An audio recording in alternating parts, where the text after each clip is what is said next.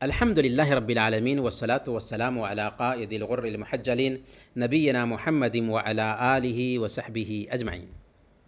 پیارے بھائیوں اور دینی بہنوں، السلام علیکم ورحمۃ اللہ وبرکاتہ۔ مئی پات ہادہ طریقی کے اس کورس میں آپ سب کا سواگت ہے، اور ہم نے اب تک عقیدہ کے جو ابواب تھے انہیں پڑھ لیا ہے، اور اب ہم عبادات کے ابواب میں داخل ہونے والے ہیں۔ آپ کو پتہ ہے کہ اسلام کے 5 پلرز ہوتے ہیں۔ شہادتین کا اقرار کرنا، جس کی ویاکھیا گزر چکی ہے، نماز قائم کرنا، اور نماز کی پہلی شرط طہارت ہے، پاکی صفائی ہے، جس کے بارے میں ہم جانیں گے، زکوٰۃ دینا، رمضان کے روزے رکھنا اور حج کرنا۔ یہ اسلام کے 5 ارکان ہیں۔ تو نماز جب ہم پڑھتے ہیں تو نماز کی ادائیگی کے لیے ضرورت پڑتی ہے طہارت کی، تو پاکی صفائی کے مسائل بھی جاننا ضروری ہے۔ تو فقہ عبادات یعنی عبادات کی سمجھ کے حوالے سے ہم جانکاری حاصل کریں گے۔ سب سے پہلے ایک حدیث صحیح بخاری اور صحیح مسلم کی روایت ہے۔ حضرت امیر المؤمنین عمر بن خطاب رضی اللہ تعالی عنہ بیان کرتے ہیں کہ میں نے اللہ کے نبی صلی اللہ علیہ وسلم کو فرماتے ہوئے سنا، انما الاعمال بالنیات وانما لکل امرئ ما نوی۔ اعمال کا آدھار نیتوں پر ہے، اور ہر آدمی کے لیے وہی ہے جس کی وہ نیت کرتا ہے۔ فمن كانت ہجرتہ الی اللہ ورسولہ فہجرتہ الی اللہ ورسولہ ومن كانت ہجرتہ لدنیا یصیبها او امرأة ينکحها فہجرتہ الی ما ہاجر الیہ۔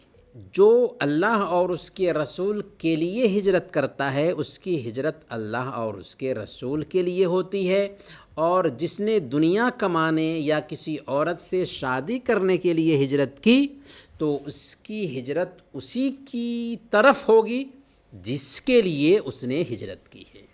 اس روایت کی روشنی میں ہمیں یہ جاننا ہے کہ عمل کا آدھار نیتوں پر ہوتا ہے، تو اللہ تعالی مومن بندے کا کوئی بھی عمل اسی وقت قبول کرتا ہے جب کہ اس کے اندر 2 شرطیں پائی جائیں۔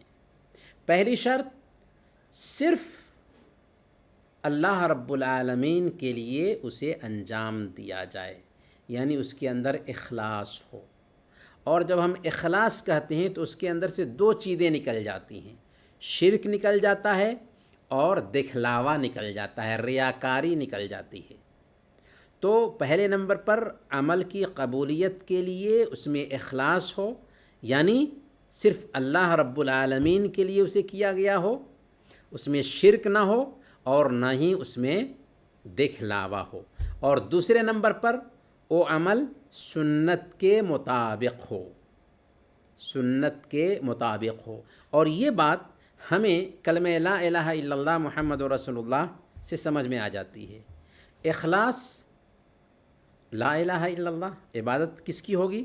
صرف اللہ رب العالمین کی ہوگی، تو گویا کہ اس میں اخلاص کا مفہوم آ گیا۔ اور عبادت محمد صلی اللہ علیہ وسلم کے طریقے کے مطابق ہو تو محمد الرسول اللہ، محمد صلی اللہ علیہ وسلم اللہ کے رسول ہیں، گویا کہ ہماری عبادت کیسے ہوگی؟ محمد صلی اللہ علیہ وسلم کے طریقے کے مطابق ہوگی۔ گویا کہ یہاں پر ہم نے ایک مسئلے کو جان لیا کہ کوئی بھی نیک عمل تبھی اللہ قبول کرے گا جب کہ اس کے اندر اخلاص ہو اور متابعت ہو۔ اخلاص کا مطلب یہ ہوا کہ صرف اللہ رب العالمین کے لیے اسے انجام دیا جائے، اس میں شرک بھی نہ ہو، اس میں دکھلاوا بھی نہ ہو، اور دوسری شرط یہ کہ اللہ کے نبی صلی اللہ علیہ وسلم کے طریقے کے مطابق اسے انجام دیا جائے۔ اور یہی مفہوم لا الہ الا اللہ محمد الرسول اللہ کا ہے کہ عبادت کس کی، عبادت کس طرح، عبادت ایک اللہ کی پیارے نبی صلی اللہ علیہ وسلم کے طریقے کے مطابق۔ سنن فطرت یعنی فطری سنتیں، وہ نیچر اور فطرت سے لگتی ہوئی سنتیں، وہ طریقے جو ہر نبی صلی اللہ علیہ وسلم کے زمانے میں رائج اور جاری تھے۔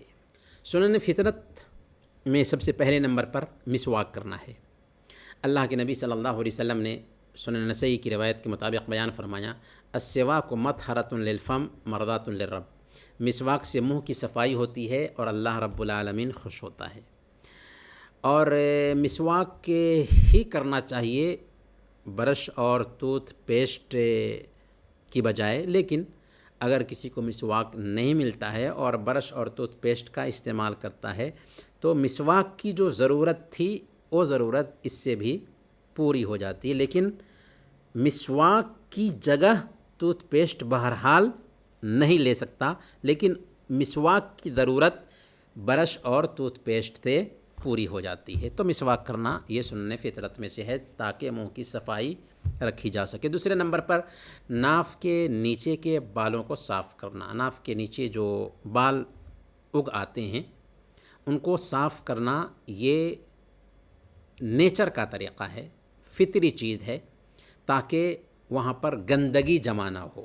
اسی طریقے سے بغل کے بال کاٹنا بھی یہ سنن فطرت میں سے ہے تاکہ بدبو سے بچا جا سکے۔ بہت سارے لوگ ہیں کہ ان کے بغل میں بال بڑے بڑے ہوتے ہیں اور اس کی وجہ سے عجیب طرح سے ان کے بدن سے بدبو آ رہی ہوتی، بغل سے بدبو آ رہی ہوتی ہے۔ اسلام کہتا ہے کہ بغل کے بال کاٹ لیے جائیں، صاف کیے جائیں تاکہ بدبو سے بچا جا سکے۔ اسی طریقے سے ختنہ کرنا بھی سنن فطرت میں سے ہے اور اس کا مناسب وقت بچپن کا ہے اور اس کا مقصد صفائی ستھرائی ہے، بیماریوں سے حفاظت ہے۔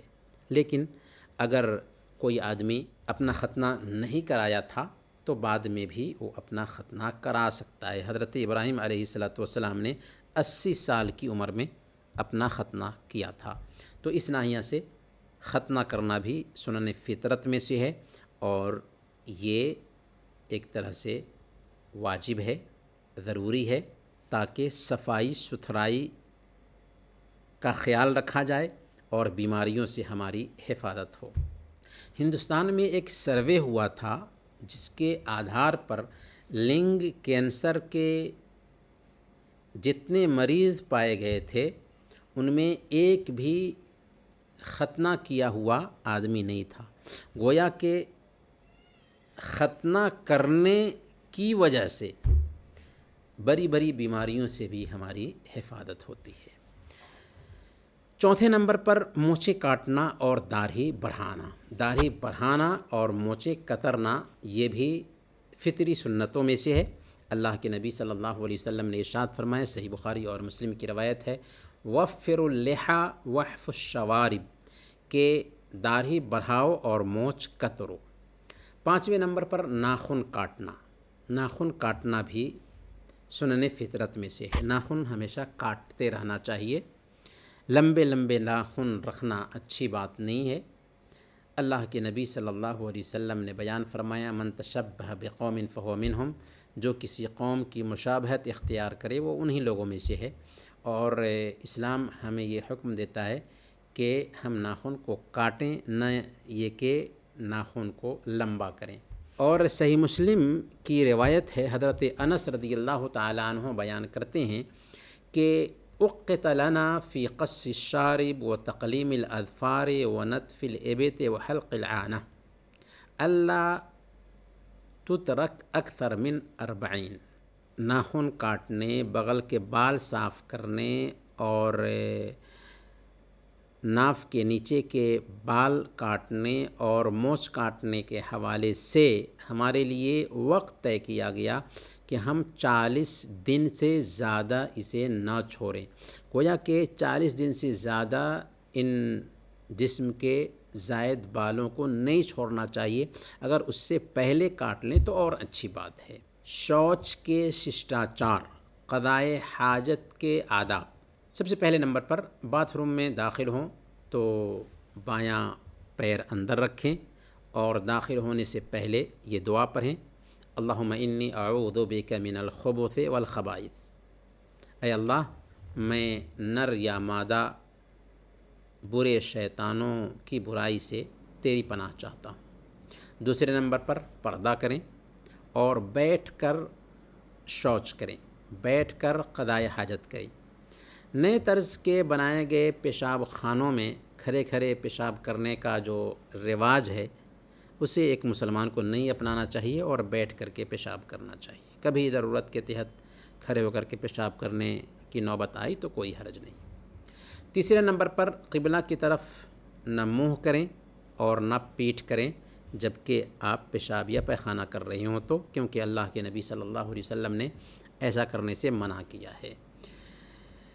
چوتھے نمبر پر قضائے حاجت کے وقت بات نہ کریں۔ اللہ کے نبی صلی اللہ علیہ وسلم نے فرمایا کہ فَإِنَّ اللَّهَ يَمْقُتُ عَلَىٰ ذَلِكَ، کہ اللہ تعالیٰ اس حرکت سے ناراض ہوتا ہے۔ پانچویں نمبر پر پیشاب کی چھینٹوں سے بچیں۔ اللہ کے نبی صلی اللہ علیہ وسلم نے ارشاد فرمایا استنزہوا من البول فإن عامۃ عذاب القبر منہ، کہ پیشاب کی چھینٹوں سے بچو کیونکہ زیادہ تر یہی چیز عذاب قبر کا سبب بنتی ہے، یعنی پیشاب کی چھینٹیں۔ چھٹے نمبر پر بیت الخلاء میں کوئی ایسی چیز اپنے ساتھ لے کر کے نہ جائیں جس پر اللہ کا نام لکھا ہو یا قرآنی آیات ہو۔ اگر مجبوری ہو تو جیب وغیرہ میں بند کر کے جا سکتے ہیں۔ ساتویں نمبر پر ورجت چھیتر، ممنوعہ جو علاقے ہیں ان میں پیشاب پیخانہ کرنے سے بچیں۔ جیسے راستہ ہے، راستے میں پیشاب پیخانہ کرنا یہ اچھی بات نہیں، اسلام اس سے منع کرتا ہے۔ سایہ دار درخت ہے، اس کے نیچے کوئی آدمی پیشاب پیخانہ کرتا ہے تو لوگ جا کر کے وہاں پر بیٹھتے ہیں، یہ بھی اچھی بات نہیں ہے۔ اسی طریقے سے لوگوں کے آرام کرنے کی جگہیں ہیں، لوگ وہاں پر آرام کرتے ہیں تو وہاں پہ بھی پیشاب پیخانہ کرنا غلط ہوگا۔ آٹھویں نمبر پر گندگی کو صاف کرنے کے لیے بائیں ہاتھ کا استعمال کریں، دائیں ہاتھ کا استعمال نہیں، بلکہ گندگی کو صاف کرنے کے لیے بائیں ہاتھ کا استعمال ہوگا۔ اور گندگی کو پانی سے صاف کریں۔ اگر پانی سے صاف کریں گے تو اس کو استنجا کہتے ہیں، یا کسی ٹھوس چیز جیسے ٹوائلٹ پیپر ہے، ٹیشو پیپر وغیرہ ہے، اس سے بھی صاف کر سکتے ہیں، اس کو استجمار کرنا کہتے ہیں۔ نویں نمبر پر باتھ روم سے نکلتے وقت دایاں پیر باہر نکالیں اور باہر نکلتے وقت دعا پڑھیں غفرانک، ہم تیری معافی کا سوال کرتے ہیں۔ جب داخل ہوں گے تو بایاں پیر اندر کریں گے اور نکلیں گے تو دایاں پیر یعنی داہنا پیر باہر نکالیں گے اور دعا پڑھیں گے غفرانک۔ آگے چلتے ہیں وضو کی فضیلت۔ وضو کی فضیلت میں بہت ساری حدیثیں آئی ہیں، ان میں سے ایک حدیث صحیح مسلم میں آئی ہے۔ اللہ کے نبی صلی اللہ علیہ وسلم نے ارشاد فرمایا جب کوئی مسلمان وضو کرتا ہے، جب وہ اپنا چہرہ دھوتا ہے تو جیسے ہی اس کے چہرے سے پانی گرتا ہے یا پانی کا آخری قطرہ گرتا ہے، اس کے گناہ جو اس نے اپنی آنکھوں سے کیے تھے دھل جاتے ہیں۔ اور جب وہ اپنے ہاتھوں کو دھوتا ہے تو جیسے ہی اس کے ہاتھوں سے پانی کا قطرہ گرتا ہے یا پانی کا آخری قطرہ گرتا ہے تو اس کے گناہ جو اس نے اپنے ہاتھوں سے کیے تھے جھڑ جاتے ہیں۔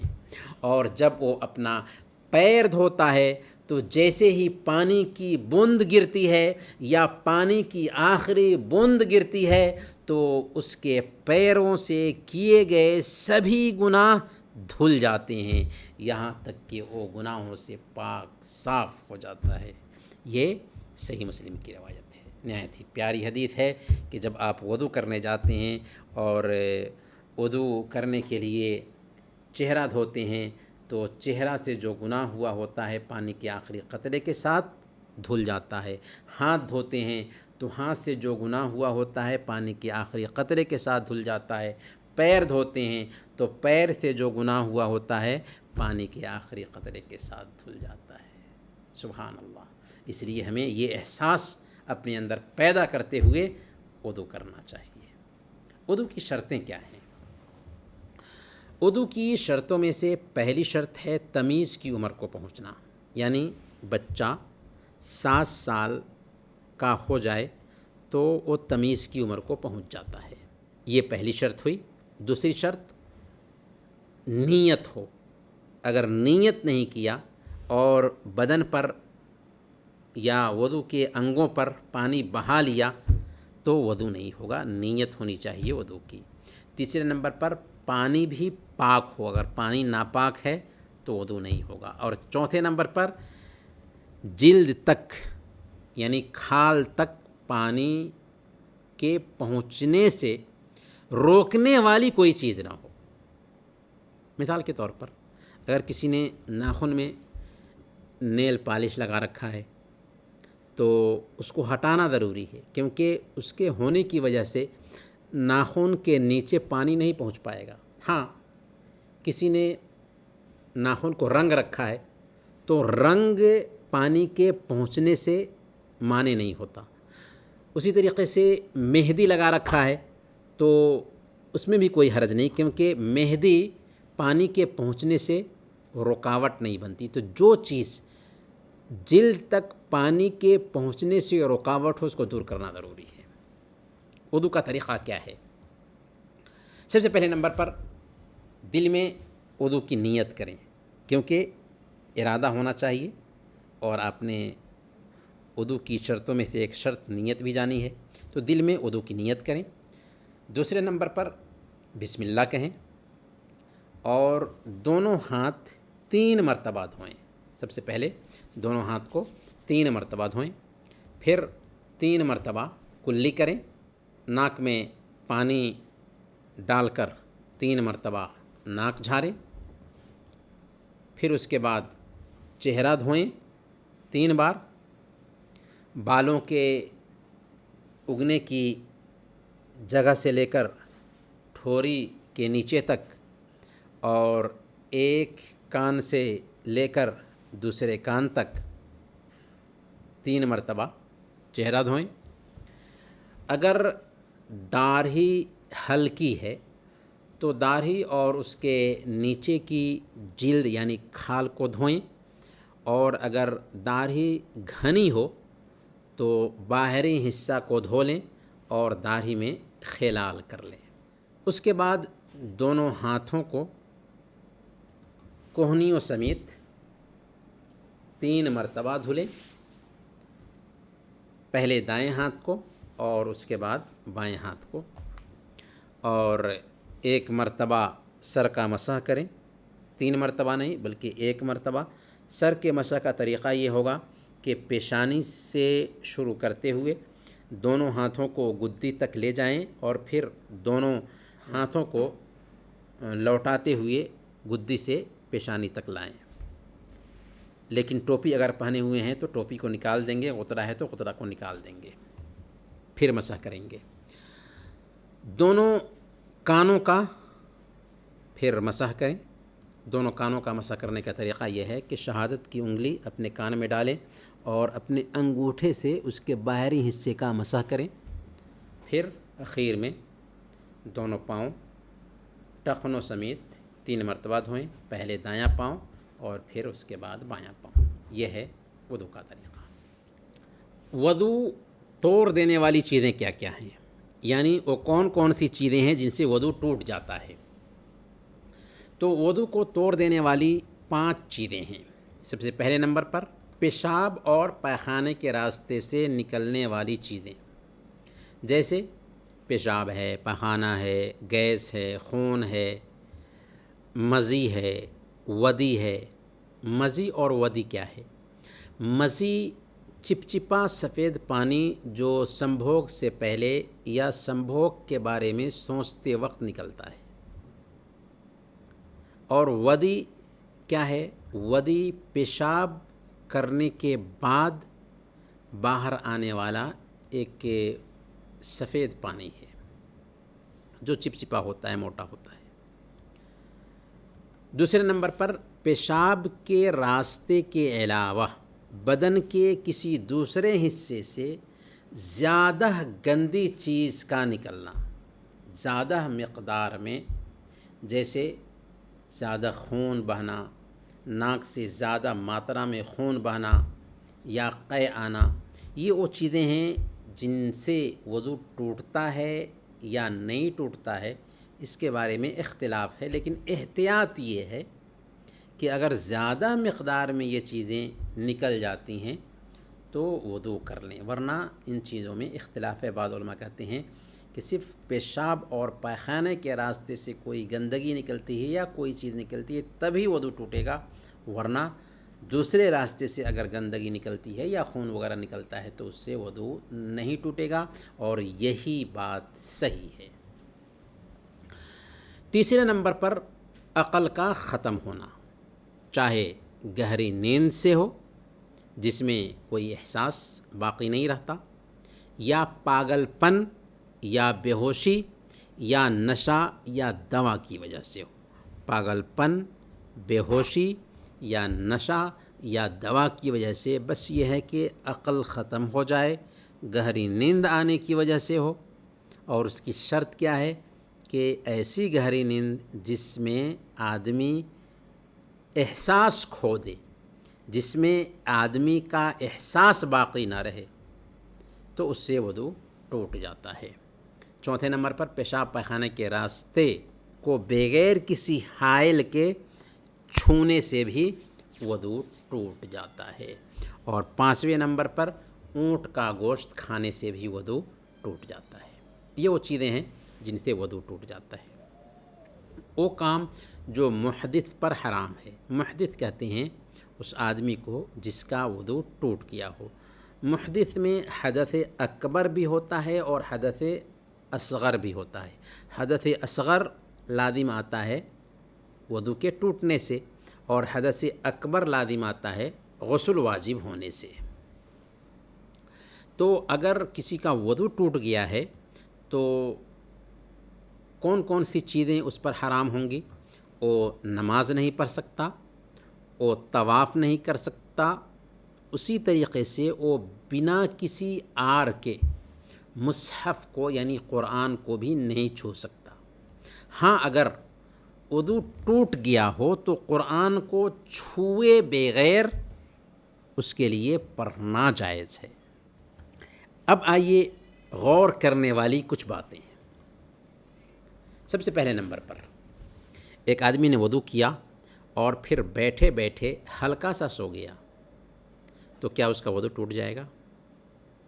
یعنی آنکھ لگی اور پھر وہ جگ گیا، اس کے احساس ختم نہیں ہوئے، تو کیا اس کا وضو ٹوٹ جائے گا؟ دوسرے نمبر پر اگر کوئی آدمی وضو کرتا ہے اور پھر اپنے گپتانگ کو، پیشاب پاخانے کے راستہ کو کپڑے کے اوپر سے چھوتا ہے، بغیر حائل کے نہیں بلکہ اوپر سے چھوتا ہے، تو کیا اس کا وضو ٹوٹ جائے گا؟ تیسرے نمبر پر اگر کوئی آدمی وضو کرتا ہے اور پھر بکری کا گوشت کھاتا ہے تو کیا اس کا وضو ٹوٹ گیا اور اسے دوبارہ نماز کے لیے وضو کرنا ہوگا؟ آخری سوال یہ ہے کہ ایک آدمی وضو کرتا ہے تو وہ سب سے پہلے اپنے دونوں پیر دھوتا ہے، پھر اپنا چہرہ دھوتا ہے، پھر اپنے سر کا مسح کرتا ہے، پھر اپنے دونوں ہاتھ دھوتا ہے۔ بتائیں اس نے اپنے وضو میں کیا غلطی کی؟ وصلی اللہ علی نبینا محمد وعلی آلہ وصحبہ اجمعین۔